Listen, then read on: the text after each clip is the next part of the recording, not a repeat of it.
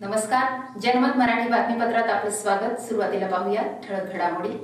Nashik breaking news. सप्तरण stop पाठीमागील उन्नती शाळेसमोरील कोमल society शेजारील उद्यानात आज सकाळी 8च्या सुमारास MSEBच्या ट्रान्सफॉर्मर डीपीला शॉर्ट सर्किट झाल्याने अचानक आग लागली। आग लागल्याचे लक्षात येताच परिसरातील नागरिकांनी आरडाओरड केली। त्यानंतर स्थानिक नागरिक रवींद्र कलगुंडे यांनी तात्परतेने अग्निशामक दल व MSEB अधिकारी यांना माहिती दिली।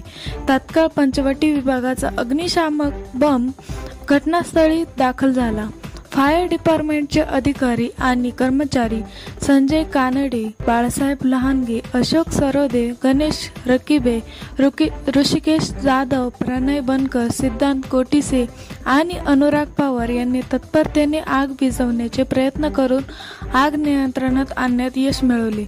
दरम्यान या परिसरात अनेक ठिकाणी वीज वाहिन्या खाली लोंबत असल्याने नागरिकांनी त्या अंडरग्राउंड करण्याची मागणी केली आहे।